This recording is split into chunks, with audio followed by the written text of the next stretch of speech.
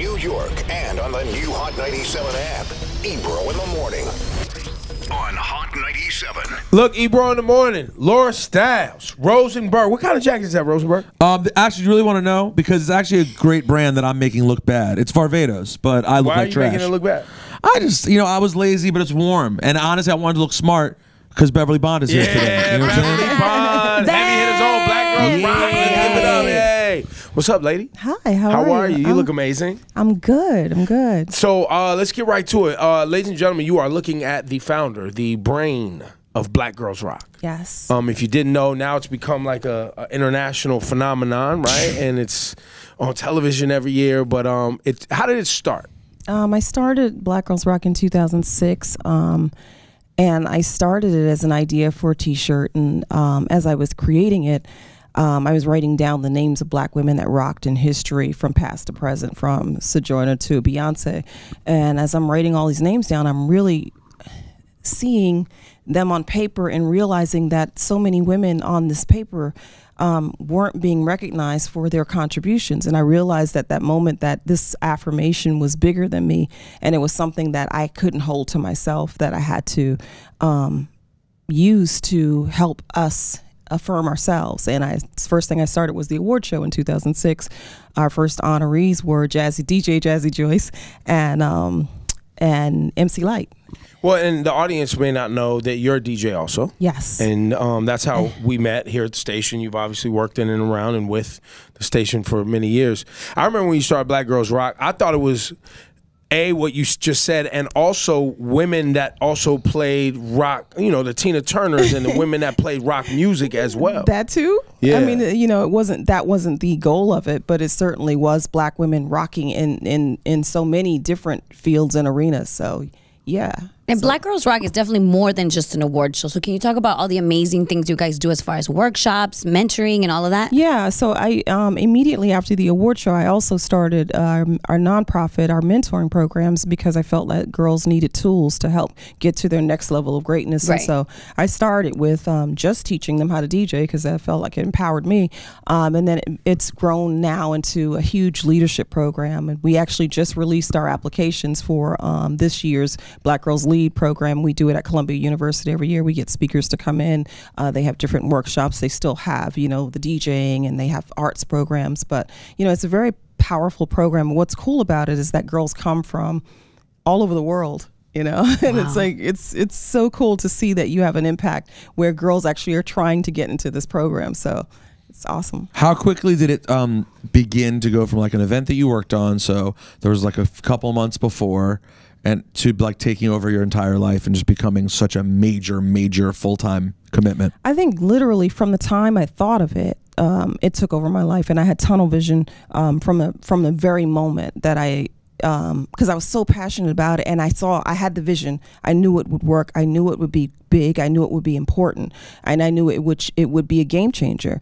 And so I kind of just stayed focused on it, never stopped working on it. I know we hit you up several times to try to help, promote the shows before we were on TV. And I think the first time that I actually looked up was when we were about to make a deal with BET in 2010. And the only reason I did is because they hired me to DJ for the upfronts. And I didn't know we were at the point where we were actually going at a place where we could announce the show.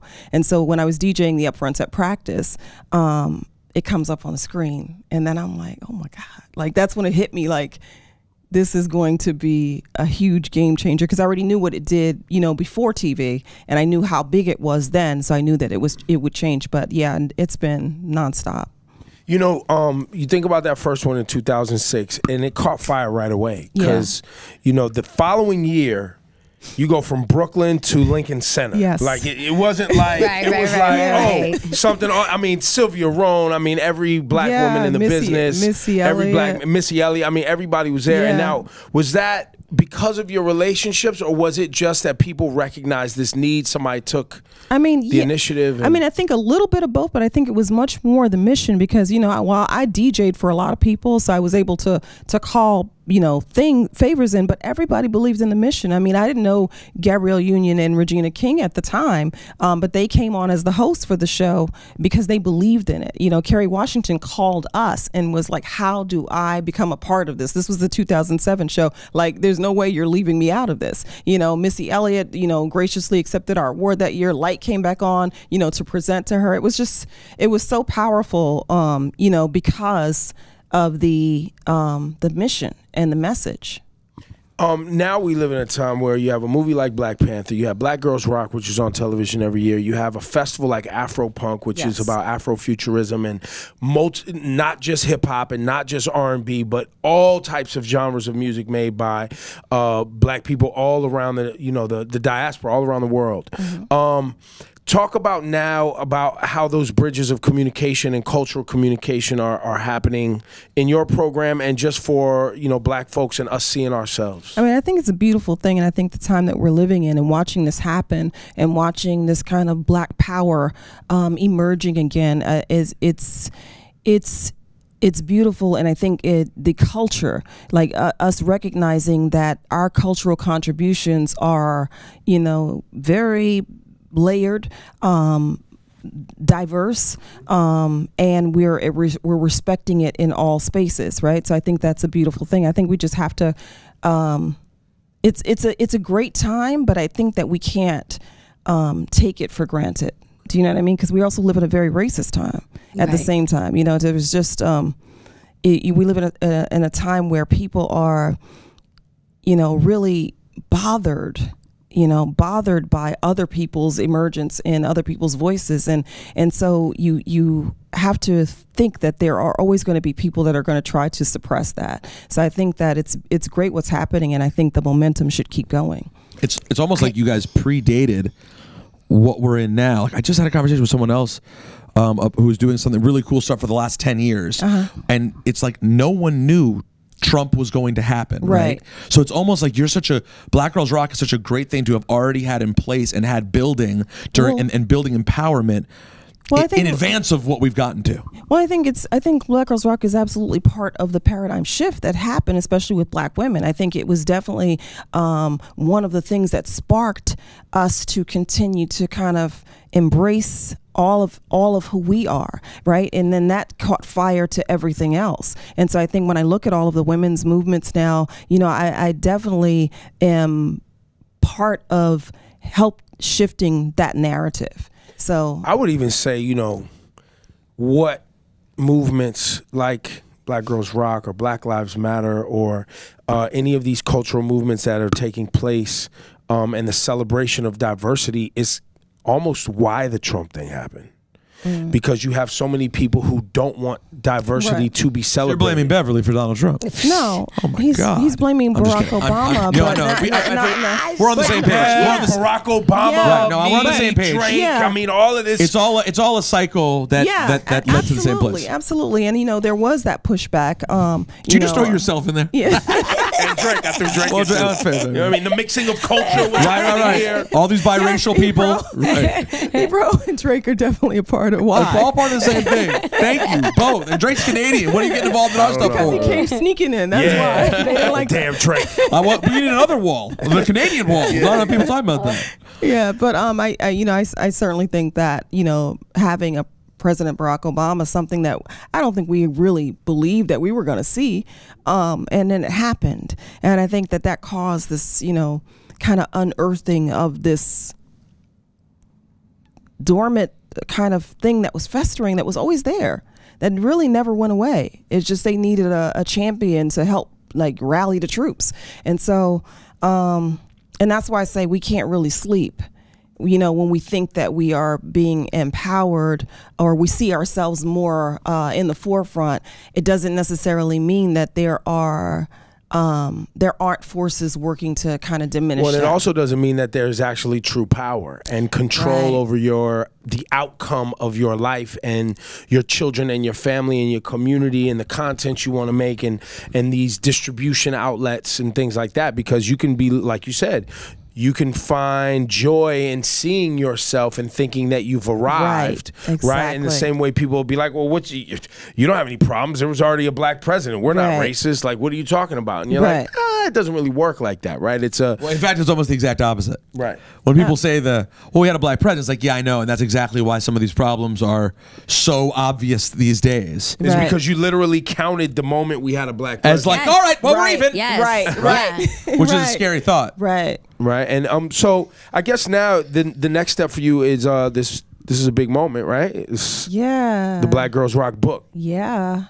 Talk to us about what this book represents and things moving forward. It's really just a continuation of the work, but it's a place where it houses it, where you can go and get it anytime you want to. And I think that what's beautiful about it, I have over 60 women in this book, and they really share their journey, their struggles, their triumphs, their grit, their discipline, their spirituality. So it's really an inspirational book. It's a really inspirational book just coming from black women's lenses, and some of the women you may have never heard of, and some of the women you know very well. There are a number of women who graciously gave their time to be interviewed so I could create this book. And Mary J. Blige, who she just gave so much of herself in the conversation. Solange, Angela Davis. I remember when I was like, Angela Davis said yes. I can't believe it. Wow. So I'm sitting there having this moment, like, I put on all my black, my turtleneck. Black. I think I had a leather. weave. I had a weave, but I still put my pick in my hair. Now you cover women from all over. I could imagine women in that are astrophysicists or women in tech. Yeah, absolutely. We there are in this book, and I think that's the beauty of it, is that there are women from all walks of life. I love that. Speaking about their journey. So I think everyone, gets something from this book, not even just women, but also men. In fact, one of the booksellers, he was about 80 years old. I was doing a thing with Ralph McDaniels in Queens at the Queens Library, and the bookseller came up to me afterwards, white guy, and he's just like, I read this book and it's so inspiring, and thank you for creating it, and I just want you to know it's not just for girls, it's not just for black girls. So I hear that a lot, and I think that when people read it, they will feel the same way. In the book, you see all these people's journeys, and they give of their what were you trying to capture more than just the journey in the book? Because we always hear a lot of stories about how people got to where they are, but what were you trying to grab? I really wanted to capture their journeys, but through this black girl lens, just to again. And I'm not sure if I know that there are books similar, but I don't know if one was done in this way. And really just kind of capturing, what is that magic? What is it? What was that grit? What was the thing that you had to do? And then also having to experience it in this black girl body. You know what I mean? In this black girl experience. So I think that's the common thread. Is there an uncommon thread? Is there any other overarching ideas that you found as you collected all of this information, right, from all of these different people with different skill sets and walks of life? Was it what was beyond obviously black women? What was another common thread that you think the listener should be able to look for when they read this book? I mean, I think there are many, but I think that one of the common threads that a lot of women talked about in their process of their journey was the idea, and I speak about it too with my mother, about figuring out, having to have figured out how to make something out of nothing, and the way that black women have moved our communities forward for so long and really never been recognized for the work. But being able to tap into that, being able to tap into this kind of spirituality and this connectedness and this sisterhood, I think all of those things are threads in this book. It feels like the book also kind of helps complement that, because I feel like that's something we all see from women from all different cultural backgrounds, but black women for sure, is that sisterhood is very important, to find people that you can identify with, you can share stories with while you're dealing with the real world, because it's daunting. Yeah, and I mean, representation is absolutely important, and I think that this is just, like I said, a continuation. What's interesting now is that not only are people starting to elevate black women's stories and women of color stories, but they are also starting to recognize a need for our voices to be in the conversation of whatever field they're talking about, whether it's politics or technology or music or art or entertainment. You know, it's definitely the conversation is opened up where there's sort of a need to include us. But just for people like myself who love black women, just to be clear, this is not a how-to book. I cannot learn to become a black woman from reading this book. Well, you know, it depends on how you interpret it, because maybe if you were reading it and you're just kind of emulating these women, maybe, you know, I don't think you'll get there. No, well, I mean, in a Rachel kind of way. It's like, come on. Listen, he's not quite Rachel Dolezal, right? But what he is saying, I'm Dolezal James. Yeah, what he is saying is inside himself. This is a recurring thing on this program. You may or may not know. Okay. He feels like a black woman. Okay. Well, it's not that I feel like a woman, but I feel like that makes it sound like there's a gender. There's obviously a gender part of it. There is a cultural identity that I have that I appreciate within black women that I tend to relate to and get along with well and appreciate and find the same humor and joy in at times. And thus, you know, I admire black women. So yes, am I saying I'm trying to join the rest of the world? I don't want a Dolezal. I'm not going to go full Dolezal, but I just want to sit on the sideline and admire, hold the Gatorade out. What you really want to do is you just want a couple of yasses. You want to be able to yass your way through life, right? I just occasionally I want a yass pass. No.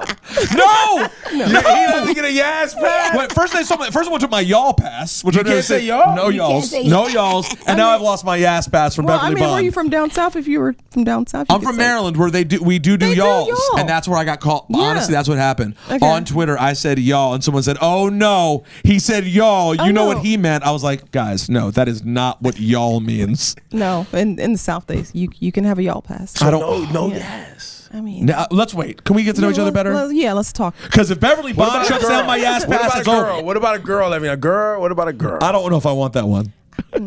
Let's not do okay, but I already do this one. Well, I'll tell you what, Bev. I have one that you can't take from me because I already started. Which one? My You can't take my. I mean, that's international. Everybody should have. All right. You should have a good as a cosign. Yeah. Okay, good. Everybody. I mean, look, she's being honest. I appreciate it. You know what I'm saying? She's making sure just another reason. This is why I admire black women so much. She's making sure you don't get dragged out. Right. Thank you. Protecting me from drag. I appreciate that. Beverly Bond, when's the book out? The book is out. The book is out already. The book is out. It's everywhere. It's everywhere. Black Girls Rock, and this year, Black Girls Rock, owning our magic, rocking our truth. Black Girls Rock. Don't ever mess that up. Rock our truth. And don't ever in your life. Not say point blank. If you mess that up, it's gonna be a problem.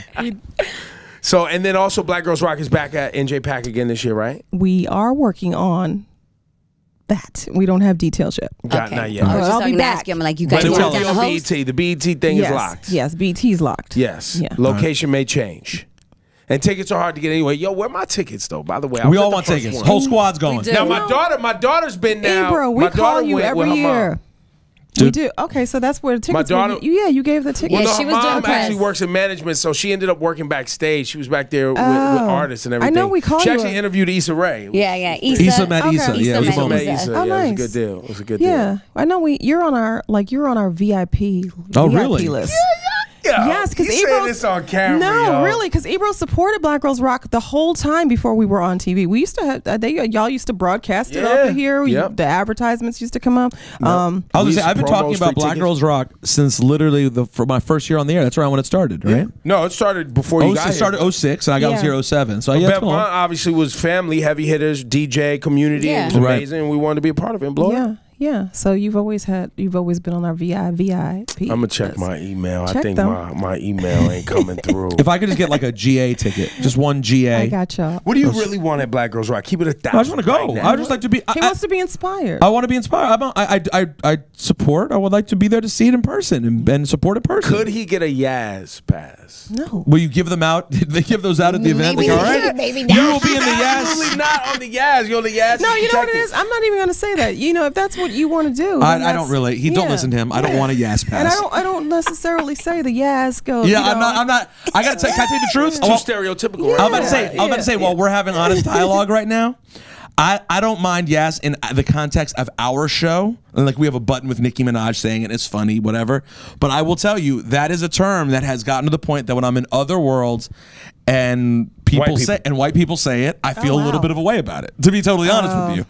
And they don't mean it derogatory. It's one of those things they don't mean. They're not. But trying it's on the reality shows and it's like cool. and saying queen. When you say yes, queen, it's now you're not meaning to, but you're taking and mocking the word queen. You're appropriating the word queen, and I don't like queen it. So I can't. I just can't. Yes, you can. Engage. Yes, you can. Yes, you can. Do you disagree, or you think? I didn't think about this thing, right? And I've been seeing the white girls that are saying yes, queen. So you did already feel a way about it. You shouldn't want to say it. If I saw it, I probably would be like, You really? give a strong sign. Really? Yeah, you don't have queen, all right? You don't have a queen pass. No yes pass. No queen pass. I'm not saying any woman doesn't have a queen pass, right? For sure, I'm but it's a just different saying. context. Right? I got it. Beverly, we love you. I love y'all. Congratulations. Thank you. All right. Y'all go get the book and make sure you're always looking out for Black Girls Rock.